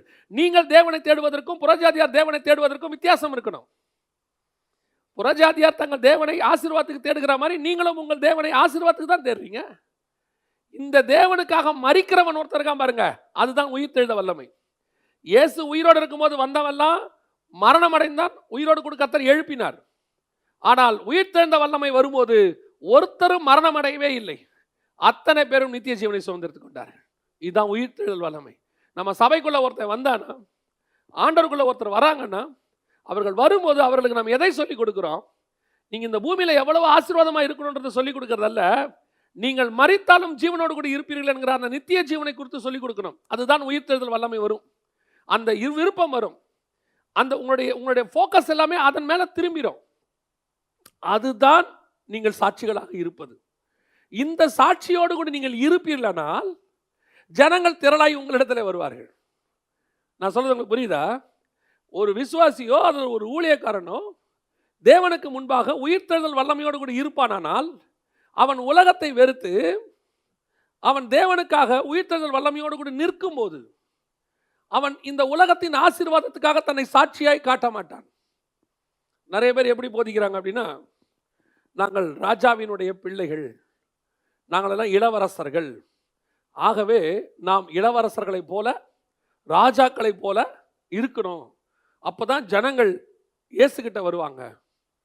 இயேசுநாதர் மட்டும் அப்படி ஒரு விஷயத்துல ஜனங்களை கூப்பிடணும்னு முடிவு பண்ணி இருந்தாருன்னா டெய்லி 5000 பேருக்கு சாப்பாடு போட்டிருப்பாரு. டெய்லி வரவனுக்கெல்லாம் ஆசீர்வாதம் தான். வரவன் அத்தனை பேரையும் கோடீஸ்வரன் ஆக்கி விட்டுருப்பார். இயேசு அதை விரும்பவில்லை. அவருடைய ராஜ்யம் அதுவும் அல்ல. இயேசு அந்த சாட்சியை விரும்பவும் இல்லை. இயேசு விரும்புகிறது என்ன தெரியுமா? நீ நித்திய ஜீவனை சுதந்திரிக்கிறதுக்கு ஒரு சாட்சி இருக்கு உன் மேல. அதை பார்த்து ஒருத்தன் உங்ககிட்ட வரணும். நான் சொல்றது உங்களுக்கு புரியுதா? ஒரு ஆவிக்குரியவனுக்கும் ஒரு உலக பிரகாரமாக திருமணம் செய்கிறவனுக்கும் என்ன வித்தியாசம்? இப்போ உலக பிரகாரமாக திருமணம் செய்கிறவனை குறித்து ஆதியாகமம் 6ஆம் அதிகாரம் சொல்லுகிறது, மனுஷகுமாரத்திகள் அதிக சௌந்தரியம் உள்ளவர்கள் என்று கண்டு தேவபுத்திரர் அவர்களுக்குள்ளே தங்களுக்கு பெண்களை தெரிந்து கொண்டார்கள். இப்போ ஒரு உலக பிரகாரமாக இருக்கிற மனுஷன் எப்படி பெண் தேடுவானோ அவன் என்ன செய்வான்? இந்த க்ரைட்டீரியாலாம் பார்ப்பான். என்ன க்ரைட்டீரியா பார்ப்பான்? என்ன படிச்சிருக்கு, என்ன உயரம், பையன் என்ன வேலை பார்க்குறாரு, எங்கே இருக்கிறாரு, இதுதான் க்ரைட்டீரியா. இது உலகம் தேடுறது. ஆனால் உயிர்த்தெழுந்த வல்லமை உனக்குள்ளே இருக்குமானால் தேவனுடைய புத்திரர் பெண் தேடும் போது எப்படி தேடணும்? வெளியே பார்த்து தேடக்கூடாது, உள்ளே பார்த்து தேடணும். கர்த்தர் எனக்கு நியமித்த விழா எலும்பு இதானா? கர்த்தர் எனக்கு நியமித்த மனுஷன் இவன் தானா? கர்த்தர் இவனுக்கும் எனக்கும் ஸ்பிரிச்சுவலி என்ன அட்டாச்மெண்ட் இருக்கு? ஏன்னா ஈசாக்குக்கும் ரெபேக்காளுக்கும் என்ன ஸ்பிரிச்சுவல் அட்டாச்மெண்ட்னே தெரியாது. ஆனால் ஸ்பிரிச்சுவல் அட்டாச்மெண்ட் இருந்துச்சு. இந்த அம்மா அவரையும் பார்க்கல, அவர் இவங்களையும் பார்க்கல. நான் சொல்றது உங்களுக்கு புரியுதா? வந்த உடனே இந்த அம்மாவுக்கு அவரை பார்த்த உடனே வர வழியில் எவ்வளோ ஆண்களை பார்த்துருப்பாங்க. ஆனால் அவரை பார்த்த உடனே ஒட்டகத்தை விட்டு கீழே இறங்குறாங்க. Spiritual attachment. ஈசாக்கு எத்தனை பெண்களை பார்த்துருப்பாரு. ரெபேக்காளை பார்த்தவுடன் அவனை அழைத்து கொண்டு போய் மனைவியாக்கி கொண்டு நேசித்தான். இந்த ஸ்பிரிச்சுவல் அட்டாச்மெண்ட்னு ஒன்று இருக்கு பார்த்தீங்களா? இதுதான் நமக்கும் தேவனுக்கும் இருக்க வேண்டிய அட்டாச்மெண்ட். நீங்கள் மாம்ச பிரகாரமாய் சாட்சிகளாக இருக்கிறீர்களா அல்லது உயிர்த்தெழுந்த வல்லமையோடு சாட்சியாக இருக்கிறீர்களா? அப்படி இருக்கும்போது மாம்ச பிரகாரமான எந்த ஒரு கிரைட்டீரியாவிலையும் நீங்கள் பார்க்க மாட்டீங்க. இயேசுவையே அப்படி பார்க்க மாட்டீங்க. அதனால தான் பவுல் சொல்றாரு, இனி நாங்கள் இயேசுவையே மாம்சத்தின்படி அறியோம். நாங்கள் ஒரு தேவைக்காக இயேசுவை பார்க்க மாட்டோம், மாம்சத்தின்படி தேட மாட்டோம். இயேசு கிறிஸ்துவை என்ன செய்ய மாட்டோம்? இயேசுவை ஒரு தேவைக்காக, இம்மைக்காக, உலகத்தின் தேவைக்காக, எதுக்காக நான் என்ன செய்ய மாட்டோம்? தேட மாட்டோம். அதைத்தான் இப்பொழுதும் நாம் செய்யணும்னு நான் சொல்றேன். இப்போ நம்மளுடைய சாட்சியே வேற மாதிரி ஆயிடுச்சு. சாட்சி சொல்லும் போதே எப்படி சாட்சி சொல்றோம் அப்படின்னா, இயேசு என்னை இப்படி இருந்தார், என்னை ஆசீர்வதித்தார். நான் சொல்றது புரியுதா? இந்த சாட்சியை நம்ம ஏன் சொல்றோம்னா, இதன் மூலமாக அநேகர் என்ன செய்வாங்க? இயேசுவை விசுவாசிப்பாங்க. இப்போ அவன் எப்படி விசுவாசிப்பான்? நானும் கஷ்டப்படுறேன், இயேசு என்ன பண்ண போறாரு? என்ன ஆசீர்வதிக்க போறார், பணக்காரனாக்க போறார். இந்த மாதிரி ஏதாவது ஒரு சாட்சி அப்போஸ்தலர் காலத்திலேயோ இயேசு காலத்திலேயோ இருக்கா பார்த்தீங்களா? ஏதாவது ஒரு இடத்துல இருக்கா பார்த்தீங்களா? அப்படின்னா இயேசு நம்மளை தரித்திரத்தில் இருக்க சொல்றாரா? உங்களை ஆண்டவர் ஆசீர்வதிக்கிறாரு, உங்களுக்கு தேவைகளை சந்திக்கிறாரு. ஆனால் இதை நீங்கள் சாட்சியை சொல்ல வேண்டியதில்லை. ஏன்னா உலகத்தானும் ஆசீர்வதிக்கப்படுறான். உலகத்தானால் செய்ய முடியாத, பெற்றுக்கொள்ள முடியாத ஒரு ஆசீர்வாதம் இருக்கு பாருங்க, அதைத்தான் நீங்கள் வந்து சாட்சியாய் சொல்லணும். நான் சொல்றது புரியுதா? 5000 பேருக்கு இயேசு அப்பம் போட்டாரு, எலியாவும் போட்டாரு. அப்பத்தை என்ன செய்ய முடியுது? அந்த விதவையின் வீட்டில் என்ன செய்ய முடியுது? பலுகி பெருக பண்ண முடியுது. ஆனால் அது உயிரோடு இருந்த இயேசு, உயிர் தெழுந்த இயேசு என்ன 3000 பேர் ரட்சிக்குள்ள வந்தா பாருங்க, 5000 பேர் ரட்சிக்குள்ள வந்தா பாருங்க. இதை வேற யாராலுமே என்ன முடியல, செய்யவே முடியல பாருங்க. எலியா காலத்துல மற்ற தீர்க்கதரிசிகள் கொலை செய்யப்பட்டார்களே ஒழிய மனம் திரும்பவில்லை. அந்த மனம் திரும்புதல் இருக்குல்ல, அதுதான் சாட்சி. அந்த ஸ்பிரிச்சுவல் சாட்சியை உங்க மூலமா கர்த்தர் எதிர்பார்க்கிறார். இதுதான் நம்ம சபைக்குள்ள இருக்க வேண்டிய சாட்சி. சபைக்குள்ள ஒருத்தன் வந்தா நீ பணக்காரன் நினைச்சு ஆண்டவர்கிட்ட அவன் இருக்கக்கூடாது, உன்னோட ஸ்பிரிச்சுவாலிட்டியை பார்த்து அவன் ஆண்டவர்கிட்ட நிற்கணும். சபைக்குள்ள ஒருத்தன் வந்தா பெற்ற சுகம் அதனால நான் கிறிஸ்துவிட்ட இருக்கிறேன்னு சொல்லக்கூடாது, கிறிஸ்து எனக்குள்ள இருக்கிறார் அதனால நான் கிறிஸ்துவுக்குள்ள இருக்கிறேன். அல்லேலூயா. இதுதான் எருசலேம்ல இருந்த சாட்சி, உயிர்த்தெழுந்தலின் வல்லமை. நான் சொல்றது உங்களுக்கு புரியும் நினைக்கிறேன். நாம் மாம்சத்தின்படி சாட்சிகளாய் இருக்க அழைக்கப்படவில்லை. நாம் மரித்து உயிரோடு எழுந்த கிறிஸ்துவை சாட்சிகளை அறிவிக்க அனுப்பப்பட்டோம். இரண்டாவது, அவர்கள் எங்கே சாட்சிகளாக இருந்தார்கள்? வாசிங்க 8ஆம் அதிகாரம் 1ஆம் வசனம் வாசிங்க. 8:1 வாசிங்க. அவனை கொலை செய்கிறதற்கு சவுலும் சம்மதித்திருந்தான். அக்காலத்திலே எருசலேமில் உள்ள சபைக்கு மிகுந்த துன்பம் உண்டாயிற்று. அப்போஸ்தலர் தவிர மற்ற யாவரும் யூதேயா சமாரியா தேசங்களில் சிதறப்பட்டு போனார்கள். 5வது வசனம். அப்பொழுது பிலிப் என்பவன் சமாரியாவில் உள்ள ஒரு பட்டணத்துக்கு போய் அங்குள்ளவர்களுக்கு கிறிஸ்துவை குறித்து பிரசங்கித்தான். இங்கே தான் சமாரியாவுக்கு திரும்புது சுவிசேஷம். அப்போஸ்தலர் நடவடிக்கைகள் 8ஆம் அதிகாரத்தில் தான் சுவிசேஷம் எங்கே திரும்புது? சமாரியாவுக்கு திரும்புது. அது வரைக்கும் எருசலேமிலையும் யூதேயாவிலும் இப்படி போயிட்டு வந்துகிட்டு இருக்குது. அங்கே பிரச்சனை வருது, அடிக்கிறாங்க, உதைக்கிறாங்க, எல்லாம் நடக்குது. இப்போ வேற வழி இல்லாமல் சிதறி போனவர்கள் எங்கும் சுவிசேஷத்தை பிரசங்கித்தார்கள். சுவிசேஷம் இப்போ எங்கே போகுது? சமாரியாவுக்கு, அடுத்த ஸ்டேஜுக்கு போகுது. இன்னும் கொஞ்சம் வெளியே போகுது சுவிசேஷம். இப்போ இவர்களுக்கு எது சாட்சியாக அறிவிக்கப்படணும்? இப்போ சபைக்குள்ள உயிர்த்தெழுந்த வல்லமை இருக்குது, உண்மை, அதில் எந்த மாற்று கருத்தும் இல்லை. இப்போ நம்ம இவ்வளோ ஸ்ட்ராங்கான ஒரு உபதேசம் வச்சுக்கோங்க, நம்ம பார்வைக்கு ஸ்ட்ராங்கான உபதேசம். இப்போலாம் அதான் சொல்கிறாங்க, ரொம்ப ஸ்ட்ராங்காக இருக்குது, ரொம்ப டீப்பாக இருக்குது, ரொம்ப ஹார்டாக இருக்குது. என்ன கேட்டால் அப்படிலாம் ஒன்றுமே இல்லை, இல்லையா? யாருக்கு டீப்பு, யாருக்கு ஹார்டு? நல்லா ஃபார்முலா படிச்சிட்டவனுக்கு எந்த மேக்ஸுமே என்ன கிடையாது, ஹார்டு கிடையாது. ஃபார்முலா படிக்காதவனுக்கு, உங்களுக்கு இன்னும் கொஞ்சம் ஈஸியாக சொல்லிட்டா, வாய்ப்பாடு படிச்சிட்டிங்கன்னா மேக்ஸ் உங்களுக்கு ஈஸி தான். வாய்ப்பாடே படிக்காதவனுக்கு நீங்கள் அதுக்கு 10x10 அவனுக்கு தெரியாது. ஏன்னா அவருக்கு என்ன வராது? வாய்ப்பாடு வராது. அப்போ ஹார்டு யாருக்கு? ஃபார்முலா தெரியாதவனுக்கு ஹார்ட், ஃபார்முலா தெரிஞ்சவனுக்கு எல்லாமே ஈஸி தான். கிறிஸ்துவினுடைய அடிப்படை உபதேசமும் கிறிஸ்து என்கிட்ட என்ன எதிர்பார்க்குறாருங்கிறது உங்களுக்கு தெரிஞ்சிருச்சுன்னா எல்லாமே ஈஸி தான். கல்யாணமாகி புதுசாக வீட்டுக்கு போய் அந்த கணவருக்கு என்ன பிடிக்குன்றதை தெரிஞ்சு கொள்ளுகிற வரைக்கும் நமக்கு என்ன இருக்குது? ஹார்டாக இருக்குது. எதை செஞ்சாலும் பிடிக்கலம்பா, எதை செஞ்சு வச்சாலும் வாயில் வைக்க முடியலம்பா. நமக்கு அது வாயில் வைக்க முடியும், ஆனால் அவர் என்ன சொல்வார்? வாயிலேயே வைக்க முடியல. ஏன்னா இப்போ நம்ம என்ன நினச்சிப்போம், இந்த ஆளுக்கு என்ன டேஸ்ட்டே இல்லையா? இல்லை, அந்த ஆளுடைய ஃபார்முலா எனக்கு தெரில, இல்லையா? இப்போ நீங்கள் பியூராக நான் வெஜிடேரியன் உள்ள ஒரு ஆளுக்கு கல்யாணம் பண்ணி கொடுத்துருங்க, அந்த அம்மா முதல்ல வந்தோடனே வாழைத்தண்டு கூட்டு செஞ்சு அந்த ஆளுக்கு எப்படி இருக்கும்? அவன் என்ன சொல்லுவான் அப்படி பார்க்கும்போது? இது என்ன, வேற ஒன்றும் இல்லையா? அந்த அம்மாவுடைய பெஸ்ட்டே வாழைத்தண்டு வைக்கிறது தான். இப்போ இந்த அம்மா வந்து இந்த ஆளை புரிஞ்சுக்கணும். ஓ சரி, ஓகே, இது வந்து ஒரு மாமிச பட்சினி, இதுக்கு நம்ம எதை போட்டாலும் நல்லா இருக்காது. நீங்கள் போய் பெஸ்ட்டு சாம்பாரை வச்சு ஊற்றினாலும் அது கேட்குற கேள்வி வேறு ஒன்றும் இல்லையா அப்படிங்க. ஏன்னா அதோடைய ஃபார்முலா வேறு. அப்போ நம்ம அந்த ஃபார்முலாவுக்கு மாறிட்டோம்னா உங்களுக்கு ரொம்ப ஈஸியாயிரும். பக்கத்து வீட்டுக்காரங்க கேட்பாங்க, குழம்பு செஞ்சுட்டிங்கன்னா, அது 3 நாளைக்கு முன்னாடியே செஞ்சுட்டேன், அவருக்கு அந்த மீன் ஒன்று இருந்துட்டா போதும், எல்லாத்தையும் திங்கும், அவ்வளோதான் ஃபார்முலா. அதுக்கப்புறம் அது ஈஸி ஆகிடும். அந்த மாதிரி நமக்கு கிறிஸ்துவினுடைய அடிப்படை உபதேசம் தெரிஞ்சிருச்சுன்னா ஃபார்முலா ரொம்ப ஈஸி ஃபாலோ பண்ணுறது. இப்போ 2வது ஸ்டேஜுக்கு நம்ம போகிறோம். இன்னும் கொஞ்சம் விஸ்தாரமாகுது. சமாரியாவுக்குள்ளே போகிறாங்க. சமாரியாவுக்கு போகும்போது இந்த ஹார்டான விஷயத்தை ஜனங்களுக்கு என்ன செய்ய முடியாது, சொல்ல முடியாது. நிறைய பேர் என்கிட்ட கேட்குறது என்னென்னா, இதை போய் சுவிசேஷம் சொல்ல முடியுமா? சுவிசேஷம் இப்படி சொல்ல முடியுமா? சுவிசேஷம் இப்படி சொல்லவே முடியாது. ஏன்னா இது யாருக்கு கொடுக்கப்படுது? சபைக்குள்ள, எருசலேமுக்குள்ள தேவ ஜனங்களுக்கு, அடுத்த கிரேடு போகிறவனுக்கு. எல்கேஜி கிண்டர் கார்டனுக்கு ஒன்று இருக்குது. கிண்டர் கார்டனுக்கு இருக்கிறதே யாருக்கு கொடுக்கக்கூடாது? 10th படிக்கிறவனுக்கும் +2 படிக்கிறவனுக்கும் கொடுக்கக்கூடாது.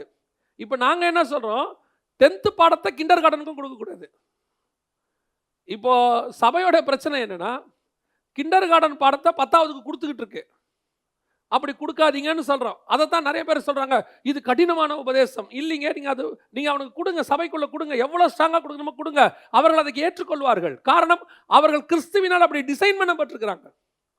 ஒரு ஊழியர் எங்கிட்ட சொன்னார், தம்பி இப்போல்லாம் வசனத்தை யாருமே கேட்கறதில்ல. 10 வருஷத்துக்கு முன்னாடி சொன்னார், யாரும் வசனத்தை கேட்கறதில்ல, வசனத்துக்கெல்லாம் யாரும் திரும்ப மாட்டாங்கப்பா. நான் சொல்லுவேன், அண்ணா நம்ம போய் ஒவ்வொரு மாவட்டமாக வசன திருவிழான்னு நடத்தி ஜனங்களை வசனத்துக்கு நேராக திருப்புவோமான்னு. அப்போ அவர் சொன்னார், இல்லை தம்பி, ஜனங்க வசனம் கேட்குறத விட்டுட்டாங்க, இனி பிரயோஜனம் இல்லை, ஏதாவது ஒரு 10 பேருக்கு பேசிட்டு போவேன்னார். ஆனால் எனக்கு ஆவியானவர் ஒரு உந்துதல் கொடுத்தார். என்னைக்கும் உலகத்தில் வசனத்துக்குன்னு ஒரு கூட்டம் கண்டிப்பாக இருக்கும், அது மாறவே மாறாது. அப்போ நாங்கள் அதுக்காக ஆவியானவர்கிட்ட ஜெபம் பண்ணிக்கிட்டே இருந்தோம். ஆண்டவர் நமக்கு அதுக்கு வழிவாசலை திறந்தார். இப்போ நாங்கள் பார்க்குறோம், வசனத்துக்குன்னு லட்சக்கணக்கான ஜனங்கள் உட்கார்ந்துருக்கிறார்கள். உலகம் முழுவதும் லட்சக்கணக்கான ஜனங்க உட்கார்ந்து வெறும் வசனம் மட்டுமே கேட்குறாங்க. எத்தனையோ வசனம் போதிக்கிற ஊழியர்கள் இருக்கிறாங்க. அவர்கள் எடுத்து அற்புத அடையாளம்லாம் நடக்கிறதே இல்லை, வெறும் டீச்சிங் மட்டும். அவர்களுக்கு பின்னால் லட்சக்கணக்கானவர் உட்கார்ந்து கேட்குறாங்க. காரணம் என்ன? வசனத்துக்குன்னு ஒரு கூட்டம் இருக்கத்தான் செய்யுது. அந்த கூட்டத்துக்கு அந்த ஸ்ட்ராங்கான உபதேசம் என்ன செய்யுங்க? கொடுங்க. அது எருசலேமுக்கும் யூதேயாவுக்கும் உயிர்த்தெழுதலின் வல்லமை. ஆனால் சமாரியாவுக்கு போகும்போது அதை கொடுக்கவே முடியாது. சமாரியாவுக்கு வேற. இங்க என்ன சொல்லப்பட்டது? வாசிங்க 8ஆம் அதிகாரம் 25வது வசனம். இவ்விதமாய் அவர்கள் கர்த்தருடைய வசனத்தை சாட்சியாய் அறிவித்து சொன்ன பின்பு சமாரியாருடைய அநேக கிராமங்களில் சுவிசேஷத்தை பிரசங்கித்து எருசலேமுக்கு திரும்பி வந்தார்கள். அங்கே கிறிஸ்துவின் உயிர்த்தெழுதல் வல்லமைக்கு நாங்கள் சாட்சிகளாக இருக்கிறோம். ஆனா இப்போ இவங்களுக்கு எது சாட்சியா இருக்குது? வசனம் சாட்சியா இருக்கு. நல்லா தெரிஞ்சுக்கொள்ளுங்க. வசனம் தான் ஒரு மனுஷனை தேவனுக்குள்ளாக திருப்பும். வசனம் இல்லாம நீங்க எந்த ஒரு காரியத்தையும் செய்ய விரும்புனீங்கன்னா செய்ய முடியாது. அது ரிசல்ட் கொடுக்காது. நிறைய பேர் இந்த வசனத்தை எப்படி பார்க்குறாங்க இன்னைக்கு அப்படின்னா, வசனம் நம்ம பேசணும்னா ஜனங்க கேட்க மாட்டாங்க, வசனம் சொன்னா ஜனங்க பார்க்க மாட்டாங்க, அதுக்கு ஆல்டர்னேட்டா ஒரு டான்ஸோ ஒரு ஸ்கிட்டோ ஒரு கோரியோகிராஃபியோ ஒரு மைமோ இப்படிலாம் போட்டு சொன்னோம்னா தான் அவங்க என்ன செய்வாங்க? கேட்பாங்க அப்படின்னு நினைக்கிறாங்க. நான் சொல்லுவேன், அத்தனை ஃபார்முலாவும் ஃபெயிலியர் ஆகிடும். மொத்த ஃபார்முலாவும் ஃபெயிலியர் ஆகிடும். ஃபெயிலியர் ஆகாத ஒரே ஃபார்முலா வசனம் மட்டுமே. அந்த வசனம் இன்னைக்கு பேசும், இல்லை நாளைக்கு பேசும். ஆனால் பேசாமல் இருக்கவே இருக்காது. வசனம் என்ன சொல்லுது? நீ தண்ணீரின் மேல் விதையை போடு, அது ஒரு நாள் பலன் கண்டிப்பாக கொடுக்கும். காரணம், அந்த வசனம் கர்த்தருடையது. அதுக்கு அப்படி ஒரு வல்லமை இருக்கு. நான் எப்பவும் சொல்லுவேன் விசுவாசிகளுக்கு, வசனத்தில் நீங்கள் எவ்வளோக்கு எவ்வளோ ஸ்ட்ராங்காக இருக்கிறீங்களோ அவ்வளோக்கு அவ்வளோ நீங்கள் சாட்சிகளாக இருப்பீர்கள். நீங்களே நிருபங்கள், நீங்களே வசனம். நீங்கள் சாட்சியாக இருக்கிறதுக்கு உங்களை என்ன செய்யாதீங்க? முயற்சி செய்யாதீங்க. நிறைய பேர் சாட்சியாக நிற்கிறதுக்கு முயற்சி செய்வாங்க. மற்றவங்க எதிரில் அவங்களை என்ன செய்ய விரும்புவாங்க? சாட்சிகளாக காட்ட விரும்புவாங்க. இந்த வாய்ஸே மற்றவங்க எதிரில் நார்மலாக வீட்டில் வேற மாதிரி இருக்கும். அதுவே ஊழியக்காரங்க யாராவது வந்தால் வாய்ஸ் வேற மாதிரி ஆயிரும். நான் எப்பவுமே கேட்பேன், நீங்கள் நார்மலாகவே இப்படி தானா, இல்லை நீங்கள் கொஞ்சம் எப்பவும் போல? எனக்கு அப்படி பேசினாலே வித்தியாசமாக தோணும். எனக்கு அதை ஒருத்தர் சொல்லி கொடுத்தாங்க. நான் ஒரு பேங்க்குக்கு ஒரு தடவை போயிருந்தேன் ஒரு 15 வருஷத்துக்கு முன்னாடி. அப்போ கற்றுக்கிட்டது தான் அது. போனபோது அங்கே கேஷில் ஒரு அம்மா உட்காந்துருந்தாங்க, வயசானவங்க. நம்ம நார்மலாக அப்படின்னு ஒன்று ஒழுங்காக பேசுங்க அப்படின்னாங்க. என்னடா அந்த அம்மா இப்படி சொல்கிறாங்களே அப்படின்ட்டு, இல்லைண்ணே நல்லா சவுண்டாக பேசுங்க வீட்டில் பேசுகிற மாதிரி அப்படின்னாங்க. அப்போ தான் நினச்சேன், ஒரிஜினாலிட்டி இஸ் ஆல்வேஸ் ஒரிஜினாலிட்டி தான். நம்ம ஒரு ஆளை பார்த்தோன்னே பம்புறோமா, மாத்துறோமா, நம்ம டிசைனை மாத்துறோமா, இது பொய் சாட்சி. இந்த சாட்சிக்கு பேர் என்னது? பொய் சாட்சி. நீங்கள் என்னைக்கும் நீங்கள் தான். நீங்கள் உண்மையிலேயே உள்ள சாட்சி உள்ளவர்களாக இருந்தால் அந்த சாட்சி தானாய் வெளியே தெரிய போகுது. உங்களை உள்ள மாத்துறது தான் அந்த வசனம். நீங்க என்ன பண்றீங்க? உள்ள வசனம் இல்லாததுனால மாற்றம் உள்ள இல்லை. ஆளை பார்த்த உடனே அப்படி. அதுக்கு ஒரு நல்ல உதாரணம் என்னன்னா, நல்ல காரில் பேசிக்கிட்டே போவான், சாவு வீடு வரும், பார்த்துருக்கீங்களா? அந்த வீட்டு வாசலை இறங்கின உடனே டோட்டலாக மாறுவான், பார்த்துருக்கீங்களா? அதாவது என்னமோ அவன் வீட்டிலேருந்தே துக்கமாக இருந்த மாதிரி, அவரை நினச்சி 3 நாளாக சாப்பிடாம இருந்த மாதிரியும், ஐயோ அப்படின்னு வருவான். நான் கூட அவனை பார்த்துக்கிட்டே வருவேன், அடப்பாவே இவன் சினிமாவுக்கு போகாமல் விட்டுட்டானே, இவன் பெரிய நடிகனாக இருப்பானே. இல்லை, நம்ம முகமே அப்படியே என்னமோ அவருக்காக அவன் காலையிலேருந்து சாப்பிடாம இருந்த மாதிரியும். நான் என்ன சொல்கிறேன், வர வழியில் தான் ஹோட்டலில் சாப்பிட்ருப்பான். அவன் என்ன சொல்லி சாப்பிட்ருப்பானா, அங்கே போனால் கிடைக்குமோ கிடைக்காதோ, நம்ம இங்கேயே என்ன செஞ்சுருவோம், சாப்பிட்டுட்டு போயிடுவோன்ட்டு ப்ரீ பிளான்டாக டெத்துக்கு ஃபியூனரலுக்கு போகிறவன்லாம் இருக்கான். ஆனால் அந்த இடத்துல போய் அவனை பாருங்க, அவன் அப்படியே வேற மாதிரி இருப்பான். திரும்பி வரும்போது பாருங்க நார்மலாக இருப்பான். அதே மாதிரி தான் சபையில் இருக்கு. வரும்போது அது வேற ரூபமாக இருக்கிறது, இங்கே வரும்போது மறுரூபமாகிறது, திருப்பி போகும்போது அது வேற ரூபமாக இருக்கிறது. இல்லை, காரணம் என்ன? உள்ள மாற்றம் இல்லை. உள்ள மாற்றம் இல்லாததுனால அது சாட்சியா இருக்கணும்னு நினைக்குது, சாட்சியா இருக்கணும்னு காட்டணும்னு முயற்சி பண்றாங்க. ஆனால் அது பொய் சாட்சி. என்னை பொறுத்த வரைக்கும் அது என்ன சாட்சி? பொய் சாட்சி. நீங்கள் எப்படி இருக்கிறீங்களோ அப்படியே இருங்க. அப்படின்னா நான் வீட்டில் இருக்கிற மாதிரியே சண்டை போடுவேன், அது இல்லை. வீட்லையும் நார்மலா மாறுங்கன்ற, வீட்லையும் சாட்சியா மாறுங்க. அங்க சாட்சி இல்லாம இங்க நீங்க மாயமாலமா நின்னீங்கன்னா யாரை ஏமாத்தலாம்? மனுஷனை ஏமாத்திடலாம். யாரை ஏமாற்ற முடியாது? ஆவியானவர் ஏமாற்ற முடியாது. ஒரு நாள் மனுஷனையே நீங்க மாட்டிப்பீங்க. நம்மளை என்னவோ நினைச்சிருப்பாங்க அவங்க. ஐயோ அந்த பிரதர் என்ன சாஃப்ட், அவரு பேசின சவுண்டு கூட வராது. மயிலாப்பூர் ஜங்ஷன்ல ஆட்டோக்காரங்கிட்ட சண்டை போட்டுக்கிட்டு இருப்பாரு. இப்படி இவங்களுக்கே ஆச்சரியமா இருக்கும். நல்லா பாரு, அவர் தானா, அவர் தான், அவர் இவ்வளோ சவுண்டு போடுவாரா? அப்புறம் அவர் மனைவி கிட்ட கேட்கணும், பிரதர் அவர் வீட்டுக்கு வந்து பாருங்க. நான் அதான் எப்பவும் சொல்லுவேன், நீங்கள் பரலோகத்துக்கு போவீங்களா மாட்டீங்களா அப்படிங்கிற உங்களுக்கு ஒரு ஸ்பீடோ மீட்டர் மாதிரி ஒரு டெஸ்ட் இருக்குது, தெர்மாமீட்டர் மாதிரி. அது யாருன்னு கேட்டால் உங்கள் வீட்டில் இருக்கிற ஆள் தான். அவங்கக்கிட்ட கேட்கணும், உங்கள் கணவர் பரலோகத்துக்கு போவாரா, உங்கள் மனைவி பரலோகத்துக்கு போகுமா? அந்த அம்மா சாட்சி போவாருன்னு சொல்லிருச்சுன்னா கன்ஃபார்மாக நீங்கள் போயிடுவீங்க. ஏன்னா உலகத்தில் இருக்கிற அத்தனை பேரும் நம்மளை என்ன சொல்லுவான், இவரை போகிற உண்டா பா, அந்த பிரதரு அந்த சிஸ்டர்மா. அந்த அம்மா ரொம்ப கேஷுவலாக சொல்ல, யார் இதுவா? ஒரு ஒரு போதகர் வீட்டுக்கு போயிருந்தேன். அப்போ அந்த சாப்பாடு போட்டுக்கிட்டே இருந்தாங்க. அப்போது அந்த போதகர் சொன்னார், ஐயா அந்த பரலோகத்துக்கு போனால் கணவன் மனைவி தெரியாதாமே, யாரையுமே தெரியாதாமே அப்படின்னு. இப்போது நான் சொன்னேன், தெரியாததுனால தான் அதுக்கு பேர் பரலோகம் இல்லையா? அங்கேயும் மனைவி தெரிஞ்சால் அது எப்படி பரலோகமாக இருக்கும் இல்லை? அது ரொம்ப கஷ்டம்னு வச்சுக்கோங்களேன். இப்போ நான் சொன்னேன், அது தெரியாததுனால தான் பரலோகம் அப்படின்னு. உடனே அந்த சிஸ்டர் கேட்டாங்க, ஏப்பா நீங்கள் பரலோகம் போவீங்க அப்படி. எனக்கு ஷாக்காகி போச்சு. அது பாஸ்டர் உட்காந்துருக்காரு. நான் அப்படியே பார்த்தேன் அவரை, என்ன பாஸ்டர் அப்படின்னு. ஏம்மா நீ வருவ அப்படின்னு. அப்போ அவங்க 2 பேருமே போக மாட்டாங்க போல தெரியுது. வீட்லேயே என்ன இல்லைப்பா. அதாவது உலகத்திலேயே எந்த ஊழியக்காரனுக்கு ஊழியம் பண்ணுறது கஷ்டம்னு கேட்டிங்கன்னா பாஸ்டருக்கு தான், சபை பாஸ்டருக்கு. ஏன்னா மனைவியை உட்கார வச்சு பிரசங்கம் பண்ணணும். நான் பிரச்சனையே இல்லை, நான் எவாஞ்சலிஸ்ட்டு, நான் ஊராக போகிறேன். ஆனால் ஒவ்வொரு வாரமும் ஒரு பாஸ்டர் தன் மனைவியை முன்னாடி உட்கார வச்சுட்டு பிரசங்கம் பண்ணுறாருல, அவர் சொல்கிற பாயிண்ட்டுக்கு அந்த அம்மா முகத்தை பார்த்தாலே கண்டுபிடிச்சிடலாம் அது கரெக்டாக தப்பான்னு. அவர் பேசும்போது அந்த அம்மா அப்படி சிரிக்கும், நம்ம சிரிக்கும். சரி சரி சரி. ஒரு பையன் உட்காந்துருந்தான், மேலேருந்து அவங்க அப்பா பிரசங்கம் பண்ணிக்கிட்டே இருக்கிறாரு, கூட இன்னொரு ஊழியக்காரர் உட்காந்துருக்காரு. அப்போது பிரசங்கம் பண்ணுற அந்த ஊழியக்காரர் சொல்கிறாரு, நான் என்னுடைய கல்லூரி நாட்களிலே அப்படின்னோடனே அந்த கூட கீழே உட்காந்துருந்த ஊழியக்காரர் கேட்குறாரு பையன்கிட்ட, என்னடா அவங்க அப்பா கல்லூரி நாட்கள்னு? அங்கிள் அப்பா மேலே ஏறும் போது பேசுறது எதையும் கவனிக்கக்கூடாது, அவர் கீழே வந்தால் தான் நார்மல், நீங்கள் சும்மா இருங்க அப்படின்னு. இந்த குடும்பத்தை வச்சுக்கிட்டு பேசுறது ரொம்ப கஷ்டம். ஏன்னா அவனுடைய உண்மையான சாட்சி யாருக்கு தான் தெரியும்? குடும்பத்துக்கு தான் தெரியும். வெளியே உட்கார்ற டிசைனை பார்க்கக்கூடாது. அப்போ அந்த வெளியவும் உள்ளவும் எப்போ நீங்கள் கரெக்டாக மாறுறீங்களோ அதுதான் மெய்யான சாட்சி. நீங்கள் ஸ்பிரிச்சுவலாக இருக்கிறீங்கன்றதுக்கு நீங்கள் கரெக்டான சாட்சி எது? நீங்கள் அப்படியே இருங்க, நார்மலாக இருங்க. இந்த நார்மலுங்கிறது சாட்சியாய் மாறணும். அதற்கு வசனத்தை அவர்கள் சாட்சியாய் பிரசங்கித்தார். நீங்கள் வசனம் எவ்வளோ எவ்வளோ எவ்வளோ உங்களுக்குள்ள வருதோ நீங்கள் சாட்சிகளாய் மாறுவீர்கள்.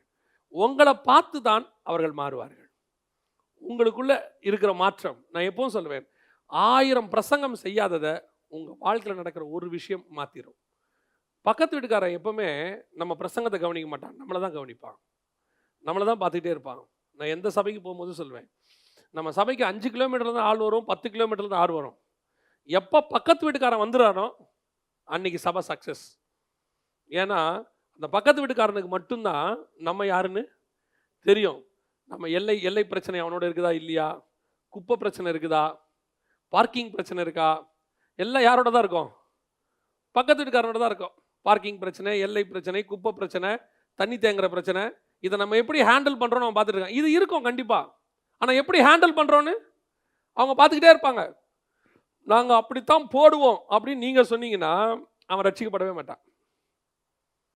நிறைய விசுவாசி அப்படித்தான். சபையில் பார்த்தீங்கன்னா மூப்பராக இருக்கும், சபையில் பார்த்தீங்கன்னா முக்கிய பொறுப்பில் இருக்கும். பக்கத்து வீட்டுக்காரனை போய் கேளுங்க அவர் எப்படின்னு, அவன் ரவுடி பையன்பான். அந்த விசுவாசி யாரு? ரவுடி பைய. அவன் என்ன அடாவடிங்க அப்படிங்கிறான். அது நமக்கு எவ்வளோ பெரிய கேவலம். அப்போது சபையில் கொடுக்குற வசனம் உனக்குள்ள என்ன செய்யல, கிரியை செய்யல, நீ ஒரு பொய் சாட்சியாய் வாழ்ந்து கொண்டிருக்கிறாய். புறஜாதியார் உன் பக்கத்து வீட்டுக்கத்துல சமாரியாவிலே உன் சாட்சி ரொம்ப முக்கியம்.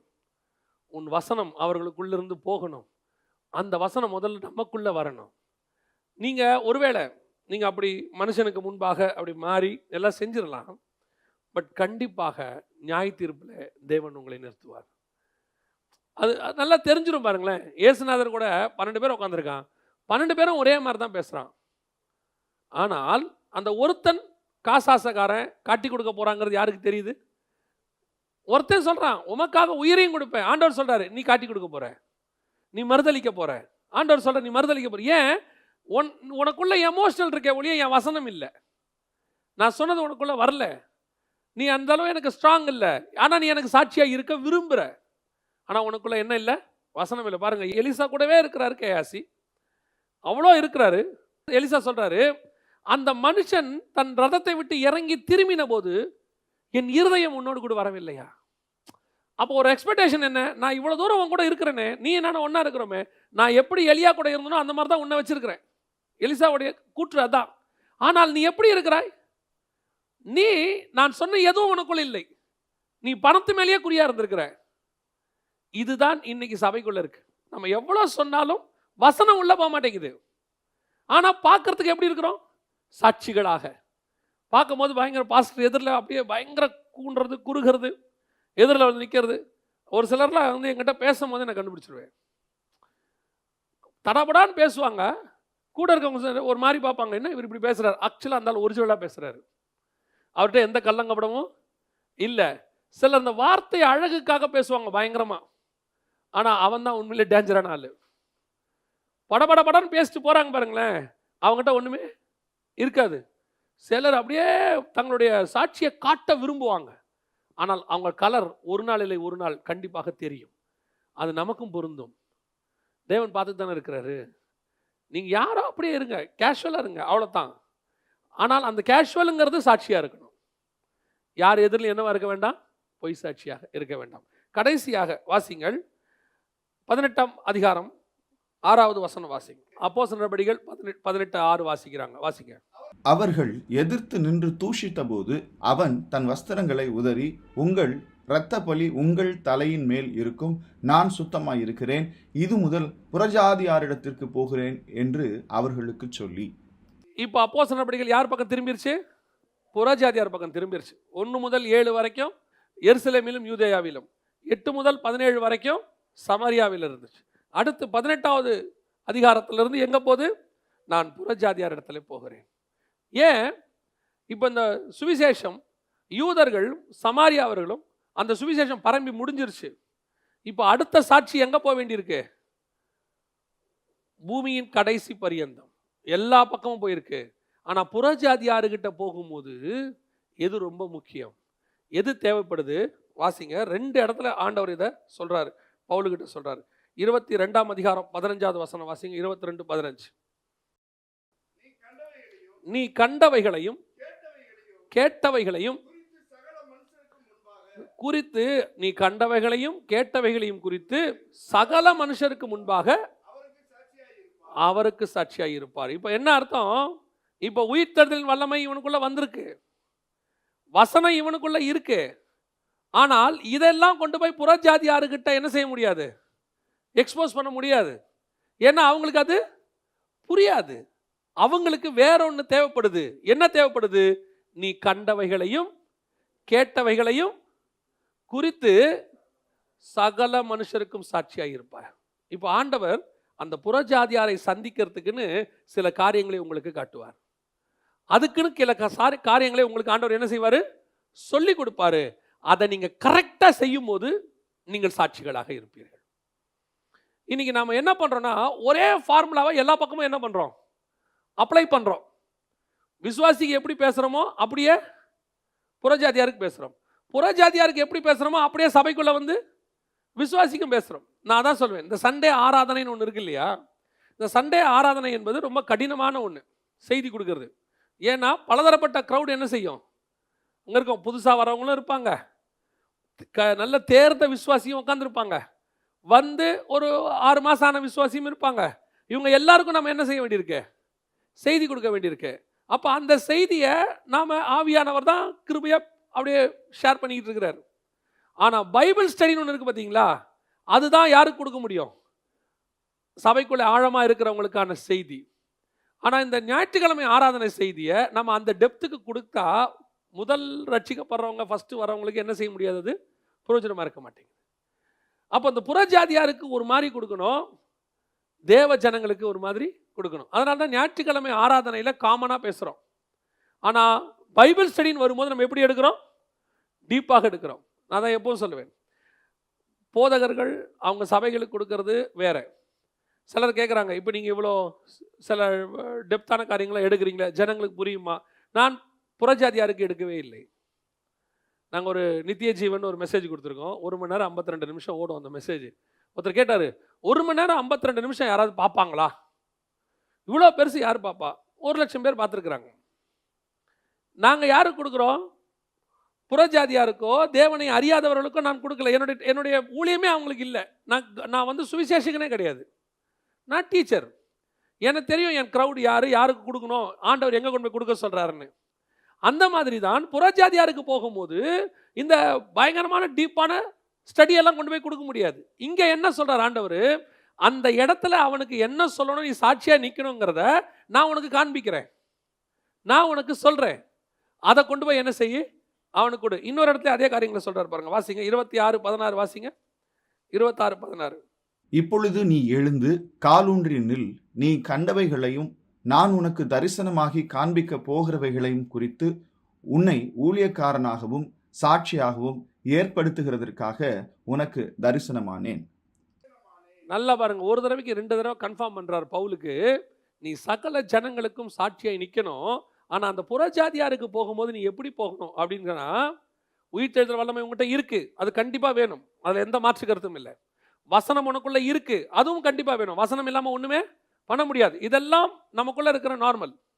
ஆனால் ஒரு புறஜாதியாருக்குள்ள நீ போகும்போது உனக்குள்ள இருக்க வேண்டிய 3வது குவாலிட்டி என்னன்னா, அவனுக்கு அந்த இடத்தில் என்ன தேவை என்பதை அந்த இடத்தில் ஆவியானவர் உனக்கு சொல்வார், அதை காண்பிப்பார். இப்போ கொர்னேலியஸ் வீட்டிலேருந்து வரப்போறாங்க, அந்த வரப்போறவங்களுக்கு என்ன பண்ணணுங்கிறத முன்னாடி யாரு காட்டுறாரு? பேதுருக்கு காட்டுறாரு. ஒரு தரிசனம் வருது, ஒரு ஜம காலத்தில் எல்லாம் வருது, இந்த அது 3 முறை வருகிறது. இதை பார்த்து முடிக்கிறாரு. யார் வர்றது?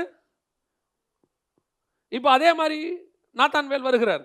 ஆண்டவர் சொல்றாரு, அவனை பற்றின காரியங்களை ஆண்டவர் சொல்லும் போது, நீ அத்தி மரத்தின் கீழே நினைச்சியா, நான் உன்னை பார்த்துக்கிட்டே இருக்கிறேன். சகேயு ஒவ்வொரு காரியத்தையும் வரும்போது ஆண்டவர் அவருக்கு என்ன பண்றாரா? காட்டுறாராம். அதான் வசனம் சொல்லுது, 5ஆம் அதிகாரம் யோவான்ல நீங்க வாசிச்சு பார்த்தீங்கன்னா, பிதா எனக்கு என்ன சொல்லுகிறாரோ, எனக்கு எதை வெளிப்படுத்துகிறாரோ அதை நான் பேசுகிறேன். ஏசாயா 50:4 சொல்லுது, ஒவ்வொரு நாளும் அவர் தேவ சமூகத்தில் உட்காந்து கற்றுக்கொள்ளுகிறாராம். அன்னைக்கு யாருக்கிட்ட பேசணும், இன்னைக்கு நீ சமாரியா ஸ்திரீன்னு ஒருத்தரை பார்க்க போற, அந்த அம்மா அங்கே நிற்கும், அந்த அம்மா கிட்ட இந்த விதமாக பேசணும், நீ கண்டவைகளையும் நான் உனக்கு காண்பிக்கிறவைகளையும் போய் என்ன செய், அவர்களுக்கு சாட்சியாய் சொல். இந்த கர்த்தரோடு இருக்கிற ரிலேஷன்ஷிப், இந்த இடத்துல நீங்கள் எவ்வளோக்கு எவ்வளோ தேவனோடு கூட அந்த வார்த்தையை ஆண்டவர்கிட்ட வாங்குறீங்களோ, தரிசனத்தை பெற்றுக்கொள்கிறீங்களோ, தேவனிடத்திலிருந்து தீர்க்கமான தரிசனத்தை பெற்றுக்கொள்கிறீங்களோ, அதுதான் புறஜாதியாரை சந்திக்கும். உங்களை ஒவ்வொரு நாளும் மீட் பண்ணுறவங்களுக்கு நீங்களே சாட்சியாய் நிற்பீர்கள். நீங்கள் பேசுறது தீர்க்க தரிசனமாக மாறும். அவங்க என்ன சொல்லுவாங்கன்னா, நாங்கள் உங்ககிட்ட எதுவுமே சொல்லலை, ஆனால் நீங்கள் என்ன பேசிக்கிட்டு இருக்கிறீங்க, என் கேள்விக்கெல்லாம் பதில் கொடுத்துட்டே இருக்கிறீங்க. ஒரு சிலர்லாம் சொல்லுவாங்க, ஆக்சுவலாக நாம் மெசேஜ் ப்ரிப்பேர் பண்ணி தான் பேசியிருப்போம், ஆனால் அவங்க என்ன சொல்லுவாங்கன்னா, நாங்கள் ஒரு கேள்வியோடு கூட வந்து உட்காந்தோம், அந்த கேள்விக்கு நீங்கள் அப்படியே எல்லாத்துக்கும் பதில் கொடுத்தீங்க. அப்போ இந்த ப்ரிப்பரேஷன் பண்ணும்போது வரக்கூடிய ஆளுக்கு ஆவியானவர் என்ன செய்கிறார், நமக்கு சில காரியம் இப்போ அவருக்கு தான் கூட நமக்கு தெரியாது, ஆனால் ப்ரிப்பேர் பண்ணும்போது இதெல்லாம் ப்ரிப்பேர் பண்ணுன்னு கொடுக்குறாரு. நம்ம ப்ரிப்பேர் பண்ணி பேசும்போது அதற்குரியவன் அங்கே இருக்கிறான், அதுதான் நடக்கும். அப்போ இந்த ப்ரிப்பரேஷன் இருக்கு பாருங்க, நமக்கும் தேவனுக்கும் நடுவில் ஒரு கான்வர்சேஷன், ஒரு ஃபெலோஷிப், இதுதான் ரொம்ப இம்பார்ட்டன்ட். காலையில் உட்காந்து தேவனோடு கூட உட்காந்து தேவ சமூகத்தில் இன்னைக்கு யாரெல்லாம் என்னை பார்க்க விசிட்டர் வருவாங்க நீங்கள் கேட்க வேண்டாம். 10 மணிக்கு யார் வருவா, 11 அதை கேட்க வேண்டாம். அது கேட்கறது நல்லது. அந்த அளவுக்கு நீங்கள் போயிட்டீங்கன்னா தோத்திரம் தான், நான் உங்களை தப்பாக சொல்லலை. ஆனால் நீங்கள் எவ்வளோக்கு எவ்வளோ தேவனோட க்ளோஸ் ஆகுறீங்களோ அவ்வளோக்கு அவ்வளோ தேவன் உங்கள் மூலமாக அன்னைக்கு ஒரு ஆளையும் சந்திப்பார், ஒரு ஆளையும் சந்திப்பார். இன்னும் அதோட பெரிய ஆச்சரியம்னா, உங்களை பார்க்க வந்துக்கிட்டே இருப்பான். ஏன் தேவனை அனுப்பிக்கிட்டே இருப்பார். காலையில் உங்ககிட்ட ஸ்டஃபை கொடுத்துருவார். ஒரு உதாரணம், 10 லிட்டர் பாலை கொடுத்துட்டாருன்னு வச்சுக்கோங்க, காஃபி தேவைப்படுறதெல்லாம் அனுப்பிக்கிட்டே இருப்பார். நீங்கள் நினைப்பீங்க, ஏன் இவெல்லாம் வரான், ஏன் என்கிட்ட பால் நான் கொடுத்து வச்சிருக்கிறேன், இந்த காஃபிக்குரியவன் வந்துக்கிட்டே இருப்பான், நீ காஃபி போட்டு கொடுத்துக்கிட்டே இரு. நீங்கள் நினைப்பீங்க, இவங்களாம் எப்படி வராங்க, ஏன் வராங்க, இவங்களாம் காஃபிக்கு தான் வராங்களா, நீ கொடுங்க, நான் உனக்கு கொடுத்தது அவங்ககிட்ட கொடு, அதுக்கு தான் அவனை அனுப்பி வச்சிருக்கிறேன். இது உங்கள் வாழ்க்கையில் டெய்லி நடக்கும். அப்போ உங்கள் வாழ்க்கை எப்படி இருக்கும் யோசித்து பாருங்கள். நீங்கள் சாட்சிகளாக இருப்பீர்கள். உங்களை பற்றின சாட்சி எல்லா பக்கமும் போகும். நீங்கள் வந்து மோசே மாதிரி கீழே போய் நான் என்ன பேசணும் ஆண்டவரேன்னு எழுதுகிற நிலைமைக்கு வந்துட்டீங்கன்னா நல்லது. நான் உங்க குற்றமாக சொல்லலை. ஒருவேளை முடியாவிட்டாலும் தேவ சமூகத்தில் உட்காந்து ஆண்டவர் உங்களுக்கு என்ன சொல்கிறாரான்னு எழுதுங்க. ஆண்டவரோடு கூட பேசுங்க. தேவனோடு கூட நடக்க தொடங்குங்க. ஆண்டவரோடு கூட ஒரு ஐக்கியத்தை வளருங்க. நீங்கள் பேசுகிறது எல்லாமே தீர்க்க தரிசனமாய் மாறும். நீங்கள் சொல்கிறதெல்லாம் அடுத்தவனுக்கு ஆன்சராக மாறிக்கிட்டே இருக்கும். அதான் பைபிள் சொல்லுது, நீ கண்டவைகளையும் கேட்டவைகளையும் நான் உனக்கு காண்பிக்கிறவைகளையும் நீ பார்த்துக்கோ, எல்லாத்தையும் நான் உன்னை சாட்சியாய் நிறுத்துவேன். ஏன்? நீ பேசுறது எல்லாமே எங்கேயோ யாருக்கோ தேவை, நான் உனக்கு கொடுக்கறது எல்லாமே யாருக்கோ தேவைப்படுது. அப்போ இந்த ஐக்கியம் எப்படி இருக்கு? நான் எப்பவும் சொல்றது ஒரு விஷயம்தான், மெசேஜை ப்ரிப்பேர் பண்ணக்கூடாது. உட்காந்து அந்த மெசேஜை ப்ரிப்பேர் பண்ணீங்கன்னா அது வந்து அந்த ஒரு 3/4 மணி நேரத்துக்கு ஒரு வேளை நல்லா இருக்கும் ப்ரெசன்டேஷன். ஆனால் நீங்கள் இயற்கையாகவே தேவனோடு கூட இருக்கிறவர்களாக இருந்தால் உங்கள் வார்த்தை ஒருத்தனை மாற்றும். அது லைஃப் லாங் அந்த மெசேஜ் அவனுக்குள்ளே இருந்துக்கிட்டே இருக்கும். டிஃபால்ட்டாக நீங்கள் தேவனிடத்துலேருந்து வாங்குறவராக இருந்துட்டீங்கன்னா நீங்கள் கொடுக்குறது அவனுக்கு மெசேஜ் இல்லை, லைஃபுக்கான வேர்டு. அவன் சாட்சியில் சொல்லுவான். 20 வருஷத்துக்கு முன்னாடி அந்த செய்தியில் நான் எத்தனையோ தடவை எங்கள் ஊழியக்கார்ட்ட சொல்லியிருக்கிறேன், எங்கள் பாஸ்டர்கிட்ட, பாஸ்டர் நீங்கள் ஒரு 15 வருஷத்துக்கு முன்னாடி 25 வருஷத்துக்கு முன்னாடி இந்த வார்த்தையை சொன்னீங்க. ஏன்? அதை அவர் மெசேஜாக ப்ரிப்பேர் பண்ணலை, தேவ சமூகத்திலிருந்து வாங்கிட்டு வந்திருக்கிறார். எனக்குன்னு வாங்கிட்டு வரல, அவர் வாங்கிட்டு வந்தார். ஆனால் அது எனக்குரியதாக இருந்தது. அது மாதிரி தான் நீங்கள் மாறணும்னு நான் சொல்கிறேன். தேவ சமூகத்தில் ஒவ்வொரு நாளும், இன்றைக்கி நம்ம தேவ சமூகத்தில் உட்கார்றதில்ல, ஆனால் எல்லாருக்கும் முன்னாடி எப்படி இருக்கணும்? சாட்சியாக இருக்கணும். ஒரு உதாரணத்துக்கு மட்டும் சொல்லிட்டு நான் முடிக்கிறேன், கவனிங்க. இப்போ உங்களை பார்க்க கொஞ்சம் பேர் வராங்க, 2-3 பேர் வராங்க. இவங்க எதுக்கு வந்திருக்கிறாங்கன்னு உங்களுக்கு தெரியுமா? தெரியல. இப்படி யோசிச்சுக்கிட்டே இருக்கிறீங்க. யோசிச்சுட்டு அதுக்கப்புறம் அவங்க ஏதோ ஒரு விஷயம் சொல்கிறாங்க, ஒரு அமௌண்ட்டு இன்வெஸ்ட் பண்ண சொல்கிறாங்க. உங்களுக்கு இப்போ என்னவா இருக்குது? கொஞ்சம் பயமாக இருக்குது. இவங்க ஏமாற்றிடுவாங்களா, செய்யலாமா வேணாமா, காட்ஸ் வில்லா இல்லையா, இப்படிங்கிறதான ஒரு சந்தேகம் ஒன்று வருது இல்லை, ஒரு விதமான ஹெசிடேஷன் வருது இல்லை. இது வரக்கூடாது நமக்கு. அவன் வந்து உட்காரும் போதே தெரியணும் இவர் ஏன் வந்திருக்கிறாரு, அல்லது அவர் ஆரம்பிக்கும் போதே தெரியணும் இது தப்பாக போகுது, இல்லை இது தேவ சித்தம் அப்படிங்கிறது நமக்கு என்ன செய்யணும்? தெரியணும். அது தெரிய தொடங்கிட்டா உங்களை யாருமே ஏமாற்ற முடியாது. நீங்கள் நஷ்டம் அடைய மாட்டீர்கள். நீங்கள் தேவனோடு கூட நடக்கிறவர்களாக இருப்பீர்கள். இன்னும் சொல்லுவேன், ஒரு படி மேலே போய் சொல்லுவேன், உங்ககிட்ட தப்பானவர்கள் வருவதற்கு பயப்படுவார்கள். ஏன்? இவன் கூட யார் இருக்கிறா? தேவன் இருக்கிறார். இவன் கரெக்டாக எல்லாத்தையும் என்ன செஞ்சிடறான்? கண்டுபிடிச்சிடறான். எத்தனையோ நேரத்தில் ஒரு ஊழியக்காரை பற்றி சொன்னாங்க, ரொம்ப ஆச்சரியமாக இருந்துச்சு. ஒரு வாலிபன் தன்னுடைய எக்ஸாம் ரிசல்ட் வருது, 3 சப்ஜெக்டில் ஃபெயில் ஆகிட்டான். ஃபெயில் ஆகிட்டோடனே பாஸ்டர்கிட்ட சொல்கிறதுக்கு அவனுக்கு வருத்தம், பாஸ்டர் கோவப்படுவார் அப்படின்ட்டு பாஸ்டர்கிட்ட போகிறான். போன உடனே பாஸ்டர் கேட்குறாங்க, தம்பி என்னாச்சு ரிசல்ட் அப்படின்னு. உடனே அவன் சொல்கிறான், பாஸ்டர் எனக்கு ஒரு சப்ஜெக்டில் ஃபெயில் ஆயிடுச்சு. கௌரவமாக சொல்கிறார், 1ல் ஃபெயில் ஆயிடுச்சு. கீழே குனிஞ்சிருந்த பாஸ்டர் நிமிர்ந்து பார்த்து சொன்னாராம், இல்லை தம்பி நீ 3ல் ஃபெயிலில் அப்படின்னாராம். கை காலெல்லாம் ஆடிருச்சான். பாஸ்டர் ரூமை விட்டு வெளியே வரல. அப்போ அந்த வாலிபன் சொல்கிறான் என்கிட்ட, எங்கள் பாஸ்டர்கிட்ட பொய்யெல்லாம் சொல்ல முடியாதுன்னு. சொன்ன உடனே என்ன செஞ்சிருவார்? கண்டுபிடிச்சிருவார். இப்படி ஒரு ஆவிக்குரிய வாழ்க்கை உங்களுக்கும் எனக்கும் இருக்குமானால் நீங்களும் நானும் தான் சாட்சிகளாக இருப்போம். புறஜாதியார் முன்னாடி எப்படி இருப்போம்? சாட்சிகளாக இருக்க போகிறோம். ஜனங்க உங்களை பார்த்து என்ன செய்ய போகிறாங்க? அப்படி சொல்லுவாங்க. அவர்கிட்ட போனால் அப்படியே எல்லாத்தையும் கரெக்டாக சொல்லிடுறாங்க. அவர்கிட்ட போனால் ஆறுதலாக இருக்கும். நீங்கள் நார்மலாக தான் பேசுவீங்க, ஆனால் அவனுக்கான பதில் என்ன செய்யும்? போய்கிட்டே இருக்கும். இது வந்து ஊழியக்காரனுக்காக தான் மட்டும் இல்லை, வீட்டில் இருக்கிற எத்தனையோ சிஸ்டர்ஸ் அவங்க நல்லா தேவனோடு சஞ்சரிக்கிறவங்களா இருப்பாங்க. நமக்கு தெரியாது பாருங்களேன். நம்மளை பொறுத்த வரைக்கும் ஊழியக்காரங்களை தான் தேவனோட சஞ்சரிக்கிறவங்களா நினைக்கிறோம். சிலர்லாம் காலையில் எழுந்திரிச்சு அப்படியே ஜோம் பண்ணிக்கிட்டே வேலை பார்க்கும், ஜோம் பண்ணிக்கிட்டே எல்லாம் செய்யும். யாராவது போய் எதாவது கேட்டால் அதை ஒன்று வார்த்தை சொல்லுவாங்க, பார்த்தீங்கன்னா அது அப்படியே என்னவா இருக்கும்? ப்ராஃபஸியாக இருக்கும். அப்படியே ப்ராஃபஸி வரும் வாயிலிருந்து, நமக்கு ஆச்சரியமாக இருக்கும். எனக்கு ஒரு முறை ஒரு ப்ராஜெக்ட் ஆரம்பிக்க போகிறோம். அதில் சில லட்சம் ரூபாய் கொடுக்கணும். நான் மினிஸ்ட்ரிக்கு தான் சொல்கிறேன், கொடுக்கணும். ஆனால் எனக்கு ஒரு சந்தேகம், கொடுக்கலாமா? அவரும் ஸ்பிரிச்சுவல் பர்சன் தான், நல்ல பர்சன். கொடுக்கலாமா, இல்லை நம்ம ஏமாத்திடுவாங்களா அப்படின்னு சொல்லிட்டு ஒரு சின்ன சந்தேகம். இது எனக்கு நைட்டு 10 மணிக்கு வருது இந்த சந்தேகம். எனக்கு மறுநாள் கொடுக்கணும், நைட் 10 மணிக்கு வருது. ஒரு யோசிச்சுட்டு தூங்கிட்டேன். காலையில் ஒரு 6:30 7 மணி இருக்கும், எனக்கு ஒரு சகோதரி ஃபோன் பண்ணுறாங்க. பாஸ்டர், அவங்க ரொம்ப வீட்டில் இருக்கக்கூடிய தானே, அவங்க சொல்கிறாங்க, பாஸ்டர் ஆண்டவர் உங்ககிட்ட ஒரு வசனம் சொல்ல சொன்னார் பாஸ்டர், காலை 7:30 மணிக்கு. என்ன சிஸ்டர் சொல்லுங்கள். 2 ராஜாக்கள்லேருந்து ஒரு வசனம் சொல்கிறாங்க. நான் அந்த வசனத்தை சொன்னால் நீங்கள் ஆச்சரியப்படுவீங்க. அந்த வசனம் என்ன சொல்லுதுன்னா, ஒரு ப்ராஜெக்ட் செய்கிறதுக்கு சாலமோன் காசு கொடுக்குறாரு ஒருத்தருக்கு. அதுவும் யாருக்கு கொடுக்குறாரு? வேலைக்காரங்கிட்ட இல்லை. அவர் யாருக்கு கொடுக்குறாருன்னா, வேலைக்காரர்களுக்கு கொடுக்கும்படி ஒருத்தர்கிட்ட கொடுக்குறாரு. கொடுத்துட்டு வசனம் சொல்லுது, சாலமோன் அவரிடத்துல கணக்கு கேட்காதிருந்தான், காரணம் அதை பெற்றுக்கொண்டவர்கள் உண்மை உள்ளவர்களாக இருந்தார்கள். சொல்லிட்டு அவங்க சொல்றாங்க, பாஸ்டர் ஆண்டவர் இந்த வார்த்தையை உங்களுக்கு சொல்றாரு. இது வாக்குத்தத்த வசனம் இல்லை, இது என்ன கிடையாது, இது தீர்க்க தரிசனம் கிடையாது, ஒன்றும் கிடையாது. என் தேவைக்கு எனக்கு ஒரு சந்தேகம் இருக்கு. சொல்ற ஆளு தீர்க்கதரிசி இல்லை. சொல்ற ஆள் யாரு? சாதாரணமாக வீட்டில் நம்ம நினைக்கிற குழம்பு வைக்கிற அம்மா. ஆனால் அவங்க கர்த்தர் அவங்களோடு கூட நடக்கிறவங்களா இருக்கிறாங்க. ஒரு ஊழியக்காரனுக்கு ஒரு தேவை வரும்போது, வசனம் தேவைப்படும் போது, அவர்கள் மூலமாக தேவன் அவரை சந்திக்கிறார். இந்த வசனம் எல்லாம் தியானிக்கவே முடியாது. இதெல்லாம் எங்கேயோ ஒரு போக்கு வசனம். அதெல்லாம் எதுக்கு சொல்ல வரேன், நீங்கள் அவ்வளவு தூரம் தேவனோடு கூட சஞ்சரிக்கிறவர்களா இருந்தால் நீங்கள் பேசுகிறது எல்லாமே தீர்க்க தரிசனமாய் மாறும்.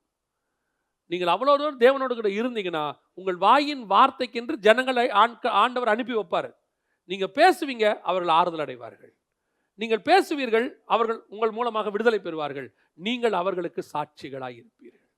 இதைத்தான் பவுலுக்கு சொல்றாரு, நீ கண்டவைகளையும் கேட்டவைகளையும் நான் காண்பிக்க போகிறதை குறித்து நீ எனக்கு சாட்சியாய் இருப்பாய். அல்லேலூயா. எருசலேமுக்கு வேற சாட்சி, சமாரியாவுக்கு வேற சாட்சி, புறஜாதியாருக்கு வேற சாட்சி. இந்த 3மே நமக்குள்ள இருக்கணும். நான் சொல்ல புரியுதா? நீங்கள் சபைக்குள்ளேயும் எப்படி இருக்கணும்? சாட்சிகளாக இருக்கணும். உயிர்த்தெழுந்த வல்லமை உங்களுக்குள்ள இருக்கணும். உங்கள் புறஜாதியார் நெய்பர்ஸ், அவர்கிட்ட போகும்போதும் வசனத்தின் மூலமாய் நீங்கள் சாட்சியாக இருக்கணும். அதே நேரத்தில் தேவனை அறியாத மனுஷர்களுக்கு, தூரத்தில் இருக்கிறவர்களுக்கு நீங்களே சாட்சிகளாக இருக்கணும். அல்லேலூயா. நம்ம ஜெபம் பண்ண போகிறோம். தேவ சமூகத்தில் ஆண்டவர் நோக்கி பார்க்க போகிறோம். நாம் இந்த பூமிக்கு சாட்சிகளாய் அனுப்பப்பட்டோம். ஆண்டவர் நம்மளை அப்படி தான் வச்சிருக்கிறார். இப்போ இயேசுவை ஜனங்க பார்க்க முடியாது, உங்களையும் என்னையும் தான் பார்க்க முடியும். உங்கள் மூலியமா, என் மூலியமா தான் இயேசுவை அவங்க தரிசிக்கணும். அப்போ நீங்களும் நானும் எப்படி இருக்கணும்? ரோமர் 8:29 சொல்லுது, குமாரனின் சாயலுக்கு ஒப்பாய் இருக்கும்படி கர்த்தர் அழைத்திருக்கிறார். நீ வீட்டில் எப்படி சாட்சியாக இருக்கிறீங்களோ அதே சாட்சி வெளியவும் இருக்கணும். உங்களுக்குள்ள முதலாவது உயிர்த்தெழுந்த வல்லமையின் சாட்சி வரணும். உயிரோடு இருந்த இயேசுவை விட உயிர்த்தெழுந்த இயேசு வல்லமை. மாம்சத்தில் இருந்த இயேசுவை விட ஆவியில் இருந்த இயேசுவினுடைய வல்லமை ஜாஸ்தி. அது வேற. இதோடைய ஸ்டேட் வேற, அதோடைய ஸ்டேட் வேற. நான் இதை மட்டுப்படுத்தவில்லை. ஆனால் உயிர்த்தெழுந்த வல்லமை என்பது வேதத்தை பொறுத்த வரைக்கும் மகத்துவமானது. அதை அடைவதற்காக பவுல் எல்லாவற்றையும் நஷ்டமும் குப்பையும் என்று விட்டேன்னு சொல்றாரு. அந்த உயிர்த்தெழுந்தல் வல்லமை உங்களுக்குள்ள வந்துருச்சுன்னா, நீங்க எழுந்திருச்சு பிரசங்கம் பண்ணுவீங்க. 3000 பேர் இதயத்தில் குத்தப்பட்டவர்களாய் ஓடி வருவார்கள். 5000 பேர் ஓடி வருவார்கள். உன் நிழலுக்கு ஜனங்கள் காத்திருப்பார்கள். உன் வாயின் வார்த்தைகளுக்கு ஜனங்கள் ஓடி வருவார்கள். எல்லாவற்றையும் வித்து உன் பாதத்திலே வைப்பார்கள். இதெல்லாம் நீ சொல்லவே வேண்டாம். உயிர்த்தெழுதல் வல்லமை கிரியை செய்யும் போது இதெல்லாம் தானா நடக்கும். ஆண்டவர்கிட்ட அந்த கேட்கணும், ஆண்டவரே அதை நான் பெற்றுக்கொள்ளும்படி அந்த உயிர்த்தெழுதல் வல்லமை எனக்குள்ளே வரட்டோம்ப்பா. ஒப்பு கொடுப்போமா? இது ஒரு வகையான சாட்சி. 2வது, வசனம் சாட்சியாக இருக்கிறது. உங்களுக்குள்ள இருக்கிற வசனம் ஒரு சாட்சி. அந்த வசனம் உங்களை மாற்றும். அந்த வசனம் உங்கள் வாயிலிருந்து புறப்படுகிறது ஒரு சாட்சி. இது 2வது ஸ்டேஜ். உனக்குள்ள இருக்கிற வசனம் உன்னை மாற்றும்.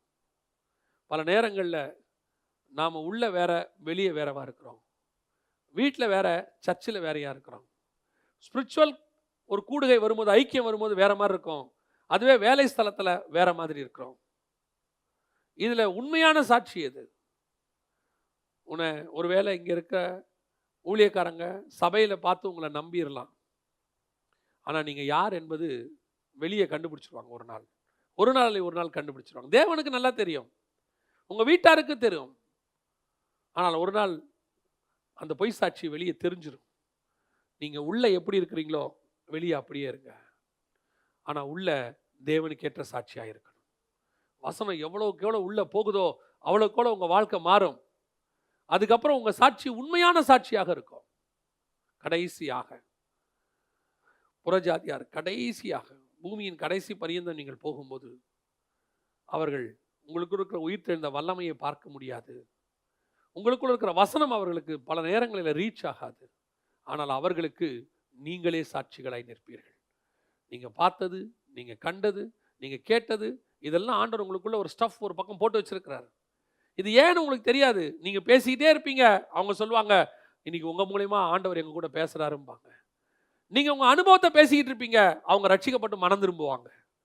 நீங்க உங்க வாயின் வார்த்தையை நீங்க உங்களுக்குள்ள இருந்த ஏதோ ஒரு விஷயத்தை பேசிக்கிட்டே இருப்பீங்க. ப்ராஃபஸியாவே இருக்காது. ஆனா அவன் அழுது ஒப்பு கொடுப்பான், கர்த்தர் நீங்க என் கூட பேசினார்னு சொல்லி. ஏன் தெரியுமா? நீங்களே சாட்சிகளை மாறிக்கொண்டிருக்கிறீர்கள். உங்களுக்குள்ள அப்படிப்பட்ட காரியத்தை வச்சிருக்கிறார். நாம ஜெபம் பண்ண போறோம். இந்த 3 எனக்குள்ள இருக்கணும் ஆண்டவரே. ஒப்பு கொடுப்போமா? சர்வ வல்லமை உள்ள எங்கள் தகப்பனே, எங்கள் சபை உமக்கு முன்பாக சாட்சியாய் நிற்கட்டும் ஆண்டவரே. எங்கள் சபை ஆண்டவரே தேவ ஜனங்கள் மத்தியில மட்டும் அல்லப்பா, எங்க புறஜாதியார் எங்களுடைய அருகாமையில் உள்ளவர்கள் மட்டும் இல்லை ஆண்டவரே. பூமியின் கடைசி பரியந்தமும் எங்க சபையை குறித்த சாட்சி கடந்து வரட்டும். தூரத்தில் இருக்கிறவர்களுக்கு எங்கள் சபையின் சாட்சி கடந்து போகட்டும். எங்களின் சாட்சி கடந்து போகட்டும். அந்த சபையில கர்த்தர் இருக்கிறாருங்கிற சாட்சி வரட்டும். வசனம் அங்கே இருக்கிறதுன்னு இருக்கட்டும். உயிர்த்தெழுந்த வல்லமை அந்த சபையில கிரியை செய்கிறதுன்னு சொல்லட்டும். 3000 பேர் 5000 பேர் ரட்சிக்கப்படத்தக்கதாக தேவனாகிய கர்த்தர் பெரிய உயிர்த்தெழுதல் வல்லமையை நாங்கள் பெற்றுக்கொள்ள கிருபை பாராட்டுவீராக. நாங்கள் உயிரோடு இருக்கிற இயேசுவை பிரசங்கித்திருக்கிறோம். இனி உயிர்த்தெழுந்த இயேசுவை பிரசங்கிக்க போகிறோம். அந்த வல்லமையை சுதந்திரத்துக் கொள்வதற்காக நாங்கள் எதை வேணாலும் இழக்க தயாராக இருக்கிறோம் ஆண்டவர். எங்களை எடுத்து பயன்படுத்தும். உடைய வல்லமை மூடிக்கொள்ளட்டும். இந்த வருஷம் இந்த மாசத்தை கர்த்தர் ஆசீர்வதிப்பீராக. மகிமை ஒவ்வொருத்தரையும் தாங்கட்டும். எங்கள் ஆண்டவர் இயேசுவின் நாமத்தில் ஒப்பு கொடுத்து ஜெபிக்கிறோம். எங்கள் ஜீவனுள்ள நல்ல பிதாவே.